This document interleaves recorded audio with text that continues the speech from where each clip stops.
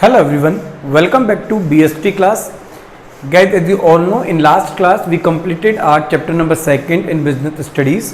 बच्चों, जैसे कि आप सभी को पता है, हमारी जो लास्ट क्लास हुई थी उस लास्ट क्लास में हमने बिजनेस स्टडीज़ का जो चैप्टर नंबर 2 था, जिसका नाम management process, function and level and manager rules था, वो चैप्टर हमने कंप्लीट कर लिया था। मतलब हमने मैनेजमेंट के या बीएसटी के हमारे 2 चैप्टर हैं उन्हें कंप्लीट कर लिया था। फर्स्ट जो चैप्टर था जिसमें मैनेजमेंट के इंट्रोडक्शन, कैरेक्टरिस्टिक्स, इंपॉर्टेंस, ऑब्जेक्टिव्स थे, उससे हमने पढ़ लिया था। सेकंड जो चैप्टर था जिसमें हमने मैनेजमेंट के function, manager rules and management levels को डिस्कस किया था। हमारे 2 चैप्टर हो चुके थे। आज हम बिजनेस स्टडीज़ का 3rd चैप्टर शुरू करने वाले हैं जिसका नाम है principles and techniques of management. RBSC में principles and techniques of management के ऊपर हमारा जो चैप्टर नंबर 3 है उसे आज हम शुरू कर रहे हैं। तो देखिए, आज आपको 2 चीजें समझनी है। पहले आपको समझना है कि एक्चुअल में प्रिंसिपल्स का मीन्स क्या है और टेक्निक्स का मीन्स क्या है, यानी मैनेजमेंट के अंदर प्रिंसिपल्स क्या होते हैं और मैनेजमेंट के अंदर टेक्निक्स क्या होती है, वही हमें सबसे पहले आज यहाँ पे समझनी। देखिए, प्रिंसिपल्स का मीन्स है यहाँ पे सिद्धांत। आप ऐसा समझ लीजिए, कुछ बात हो रही है रूल्स एंड रेगुलेशन की। मतलब किसी भी चीज को करने का कोई ना कोई एक प्रिंसिपल होता है, कोई ना कोई एक प्रोसीजर होता है। वो चीज उसी तरीके से करोगे तो आपको बेस्ट रिजल्ट मिलेगा। तो ऐसा ही मैनेजमेंट के अंदर 14 प्रिंसिपल्स डेवलप हैं। उन 14 प्रिंसिपल्स को यूज में लेके अगर आप अपनी ऑर्गेनाइजेशन के अंदर मैनेजमेंट को इंप्लीमेंट करेंगे तो आपको एडवांटेज मिलेगा और आप एकदम वेल मैनर में सही तरीके से इफेक्टिवनेस और इफिशिएंसी के साथ अपने ऑर्गेनाइजेशन के गोल को आप अचीव कर पाओगे। तो प्रिंसिपल्स यहाँ पे आपको डिस्कस करने हैं मैनेजमेंट के अंदर। और टेक्निक्स के अंदर मैनेजमेंट वाले चैप्टर के अंदर क्या है, चैप्टर नंबर 3 में, कि मैनेजमेंट करने के तरीके क्या है। एक्चुअल में आप अभी तक जो देखते हुए आ रहे हो, जो समझते हुए आ रहे हो, या जो मैंने आपको बताया है, वो सब ट्रेडिशनल वेज है मैनेजमेंट के, कि मैनेजमेंट को करने के वो सब ट्रेडिशनल तरीके हैं जो पुराने हैं, परंपरागत चलते आ रहे हैं। हम उन्हीं तरीकों को काम में लेके हमारी ऑर्गेनाइजेशन के अंदर मैनेजमेंट को इंप्लीमेंट कर रहे हैं और गोल को अचीव कर रहे हैं। तो अब हमें इस चैप्टर के अंदर मैनेजमेंट की कुछ मॉडर्न टेक्निक्स हैं, उन टेक्निक्स के बारे में भी डिस्कस करना होगा। तो चलिए अब हम हमारी क्लास शुरू करते हैं आज के हमारे पहले टॉपिक के साथ, जिसका नाम है प्रिंसिपल्स ऑफ मैनेजमेंट। क्या नाम है? Principles of management. Principles of management को समझने के लिए आपको एक पर्सन का नेम याद करना पड़ेगा। वो है हमारे हेनरी फ्योल। कौन है बेटा? हमारे हेनरी फ्योल। हेनरी फ्योल कौन थे आपको ये समझना है। हेनरी फ्योल एक इंडस्ट्रियलिस्ट थे या एक फिलोसफर राइटर थे, जिन्होंने ऑर्गेनाइजेशंस में जाके, मतलब अलग अलग ऑर्गेनाइजेशन में जाके सर्वे किए, वहां से डेटा इकट्ठा किया और उन ऑर्गेनाइजेशंस के अंदर जो गलतियां हो रही थी उन गलतियों को लिखा और फिर उन्हें इवेल्युएट किया। तो उन गलतियों के, उन मिस्टेक्स के बेसिस पे उन्होंने मैनेजमेंट के लिए 14 प्रिंसिपल्स, मैनेजमेंट के लिए 14 प्रिंसिपल्स फॉर्मुलेट किए, जिससे एक ऑर्गेनाइजेशन के अंदर मैनेजमेंट को इंप्लीमेंट करना आसान हो गया। हेनरी फ्योल के जो 14 प्रिंसिपल्स हैं वो यूनिवर्सल है। मतलब जो भी ऑर्गेनाइजेशन है, चाहे वो छोटी हो, बड़ी हो, नॉन प्रॉफिट ऑर्गेनाइजेशन हो, प्रॉफिट ऑर्गेनाइजेशन हो, वो सभी हेनरी फ्योल के 14 प्रिंसिपल्स को फॉलो करती हैं, या फिर जितने भी मैनेजर्स हैं वो सब हेनरी फ्योल के 14 प्रिंसिपल्स को फॉलो करते हैं और ऑर्गेनाइजेशन के गोल को अचीव करते हैं। तो हमें प्रिंसिपल्स ऑफ मैनेजमेंट जो चैप्टर नंबर 3 है उसमें हेनरी फ्योल के ही 14 प्रिंसिपल्स के बारे में डिस्कस करना है। हेनरी फ्योल के 14 प्रिंसिपल्स को ही हमें समझना है। आप एक एग्जाम्पल के थ्रू समझना। मैं एक एग्जाम्पल आपको पहले समझाता हूं। जैसे आप समझिए कि एक ऑर्गेनाइजेशन है, ऑर्गेनाइजेशन 1, ऑर्गेनाइजेशन 2 और ऑर्गेनाइजेशन 3, मतलब कि 3 कंपनियां हैं, O1, O2 और O3। हेनरी फ्योल ने क्या किया, इन सब कंपनीज में जाके सर्वे किया और उन्होंने देखा कि किस कंपनी में क्या चीज सही हो रही है और किस कंपनी में क्या गलत हो रही है। तो जब वो इन सबसे आए तो उन्हें कुछ डेटा मिला, कुछ इंफॉर्मेशन उन्होंने इकट्ठी की, इंफॉर्मेशन को उन्होंने गैदर किया, इकट्ठा किया। जो डेटा मिला, जो इंफॉर्मेशन उन्हें मिली, उनको उन्होंने एनालाइज किया और एनालाइज करने के बाद उन्हें लगा कि कई ऑर्गेनाइजेशन के अंदर कुछ गलतियां हो रही है, तो कई ऑर्गेनाइजेशंस के अंदर जो मैनेजर हैं वो काम यहाँ पे सही से कर रहे हैं। तो उन्होंने ऑर्गेनाइजेशंस में जो भी मैनेजर हैं, ऑर्गेनाइजेशन में जो भी मैनेजर हैं, उन सब मैनेजर्स के लिए 14 प्रिंसिपल बना दिए कि आप कभी भी ऑर्गेनाइजेशन के अंदर कोई भी मैनेजमेंट को इंप्लीमेंट करते हो, किसी भी गोल को अचीव करने के लिए अपनी तरफ से एफर्ट्स लगाते हो, तो आप साथ में इन 14 प्रिंसिपल्स का भी यूज करना according to the situation. Clear है? अब जैसे मैं एक एग्जांपल और करता हूं। फॉर एग्जांपल एक ऑर्गेनाइजेशन है। अब उस ऑर्गेनाइजेशन को ऑर्गेनाइजेशन है जो फर्नीचर बनाती है। क्या बनाती है बेटा? फर्नीचर, कुछ टेबल, चेयर, बेड, ये बनाने वाली ऑर्गेनाइजेशन है। उस ऑर्गेनाइजेशन को 90 टेबल बनाने का ऑर्डर मिला है। क्या मिला है? 90 टेबल बनाने का ऑर्डर मिला है। और उस ऑर्गेनाइजेशन के पास 3 एम्प्लॉइज हैं। तो वो 90 टेबल जो हैं वो कितने एम्प्लॉइज से बनवाएंगे?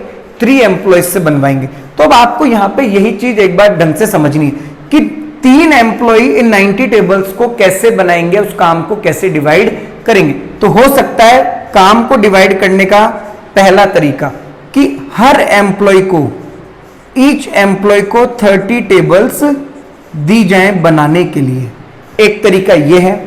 एक तरीका यह है कि एक एम्प्लॉय को 90 टेबल्स की जो वुड कटिंग है, मतलब लकड़ी काटने का काम दिया जाए। एक एम्प्लॉय है, उसे 90 टेबल्स को असेंबल, जोड़ने का काम दिया जाए। और एक एम्प्लॉय जिसे 90 टेबल्स की कलरिंग और पॉलिशिंग का काम दिया जाए। तो काम को बांटने के 2 तरीके हैं। पहला तरीका क्या है कि 30 टेबल्स हर एक एम्प्लॉय को दी जाए। आप 30 बनाओगे, आप 30 बनाओगे, आप 30 बनाओगे, ठीक है। और 30 की लकड़ी भी आप ही काटोगे, कलर भी आप ही करोगे, असेंबल भी आप ही करोगे।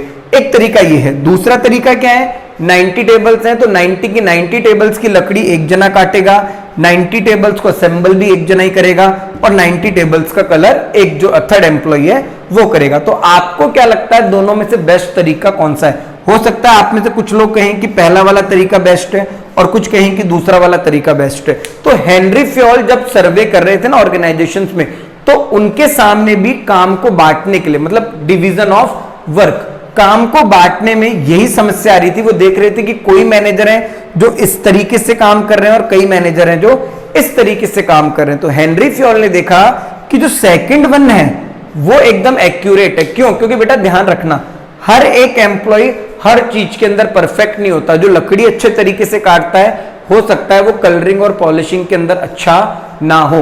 तो यहां पे मगर वो चीज हो रही कि जो अच्छा कलर और पॉलिश करता है, 90 की 90 टेबल्स पे कलर और पॉलिश वो अकेला पर्सन ही करेगा। तो ये प्रिंसिपल है जिसका नाम है डिवीजन ऑफ वर्क। क्या नाम है बेटा?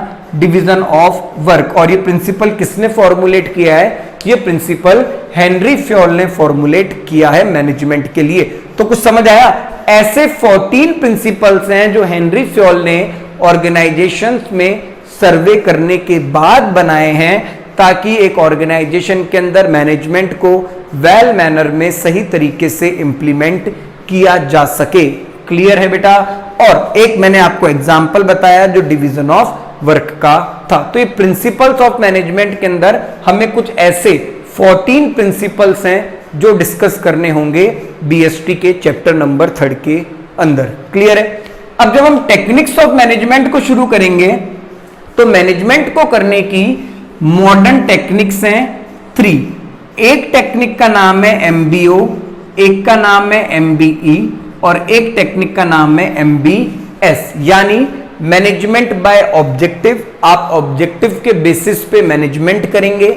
मैनेजमेंट बाय एक्सेप्शन, आप अपवाद, एक्सेप्शन का मतलब होता है अपवाद, मतलब कोई गलती, उन गलतियों के बेसिस पे मैनेजमेंट करेंगे ताकि गलती ना हो। और मैनेजमेंट बाय स्ट्रेटजी, मतलब आप एक स्ट्रेटजी बनाएंगे स्ट्रेंथ, वीकनेस, अपॉर्चुनिटी को ध्यान में रखते हुए, और उस स्ट्रेटजी के थ्रू एक ऑर्गेनाइजेशन अपने गोल को अचीव करेगी। तो चैप्टर नंबर 3 का ओवरव्यू था जिसके बारे में मैंने आपको बताया है कि एक्चुअल में आने वाले दिनों में, यानी हमारी नेक्स्ट क्लास में ही हमें चैप्टर नंबर 3 में पढ़ना क्या होगा। जो हमारी नेक्स्ट क्लास होगी उसमें हम प्रिंसिपल्स ऑफ मैनेजमेंट से शुरू करेंगे।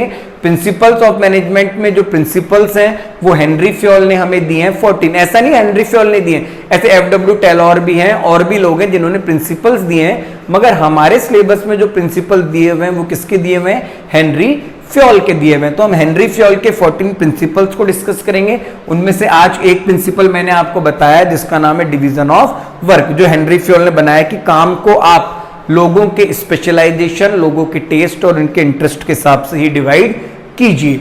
और इसी चैप्टर में हम देखेंगे मैनेजमेंट की कुछ मॉडर्न टेक्निक्स को, जो हमारे पास 3 टेक्निक्स है। एक है एमबीओ, मैनेजमेंट बाय ऑब्जेक्टिव, जिसमें हर एक लेवल पे एक ऑब्जेक्टिव को सेट किया जाता है और सब अपने अपने ऑब्जेक्टिव को अचीव करने के लिए कंट्रीब्यूशन देते हैं। अगला जो हम टेक्निक देखेंगे वो एमबीई होगी, जिसमें गलतियों को ध्यान में रखते हुए मैनेजमेंट किया जाएगा ताकि गलतियां ना हो। और थर्ड वन है आपका एमबीएस, मैनेजमेंट बाय स्ट्रेटजी, जहां पे हम रणनीति बना के मैनेजमेंट को करने की कोशिश करेंगे। तो आई होप गाइस कि आप सभी को चैप्टर नंबर 3 जो बीएसटी का है उसमें आपको ओवरव्यू समझ आया होगा कि एक्चुअल में हमें चैप्टर नंबर 3 के अंदर पढ़ना क्या है।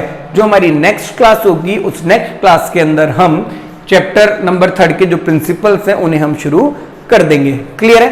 चैप्टर नंबर 3 से रिलेटेड जो प्रिंसिपल्स हैं उन प्रिंसिपल्स के नोट्स मैं आपको सेंड कर चुका हूं और जो मैनेजमेंट की टेक्निक्स हैं उन टेक्निक्स के नोट्स भी मैं आपको सेंड कर चुका हूं। तो अब मैं आपको समझाता जाऊंगा क्लासेस के अंदर और आप सभी उन नोट्स को भी रीड आउट करते जाएंगे ताकि जो प्रिंसिपल से रिलेटेड डाउट है वो आपके माइंड में सॉल्व हो जाए। क्यों? क्योंकि बेटा प्रिंसिपल्स ऑफ मैनेजमेंट में से और मॉडर्न टेक्निक्स में से बोर्ड के अंदर डेफिनेटली एक क्वेश्चन आएगा 4 मार्क्स का। तो इस चैप्टर को बिल्कुल भी लाइट नहीं लेना है और आपको इसकी तैयारी साथ के साथ करते जानी है। Okay students, thank you.